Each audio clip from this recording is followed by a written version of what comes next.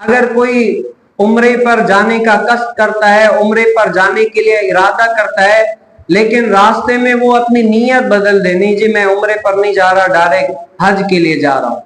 یعنی وہ اپنی نیت کو تبدیل کر لے، وہ مرد جو ہے نا اپنی عورت کی طرف آنا چاہے تو آ سکتا ہے یا نہیں آ سکتا؟ حدیث مبارک ہے، عمر بن دینار نے حدیث بیان کی کہ ہم نے حضرت ابن عمر رضی اللہ تعالی عنہ سے دریافت کیا ایسے شخص کے بارے میں جس نے عمرے کا طواف بیت اللہ کر لیا اور صفا مروہ کے درمیان سعی نہیں کی، کیا وہ اپنی عورت کے پاس آئے؟ تو انہوں نے جواب دیا کہ نبی کریم صلی اللہ علیہ وسلم نے جب بیت اللہ کا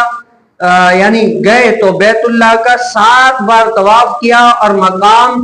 مقام ابراہیم کے پیچھے 2 رکعت نماز پڑھی اور صفا مروہ کے درمیان سعی کی۔ ہمارے لیے نبی کریم صلی اللہ علیہ وسلم کی ذات میں پیروی ہے۔ اور ہم نے جابر بن عبداللہ رضی اللہ تعالی عنہ سے پوچھا تو انہوں نے فرمایا کہ ہرگز وہ اپنی عورت کے قریب نہیں آ سکتا جب تک وہ صفا مروہ کی سعی نہ کر لے، کیونکہ سعی کرنا کیا ہے؟ یہ واجب ہے،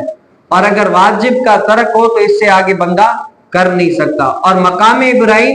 مقام ابراہیم وہ پتھر ہے جہاں پر حضرت سیدنا ابراہیم علیہ السلام کے قدم مبارک لگے ہوئے ہیں۔ اس میں علماء کی آراء مختلف ہے، کوئی کہتے ہیں کہ پورا حرم ہی مقام ابراہیم ہے، اور کوئی کہتے ہیں کہ مزدلفہ اور جمرات وغیرہ یہ جو جگہ ہے یہ مقام ابراہیم ہے، لیکن علماء کہتے ہیں کہ مقام ابراہیم جہاں پر حضرت سیدنا ابراہیم علیہ السلام کے قدم مبارک لگے نا وہ مقام ابراہیم ہے۔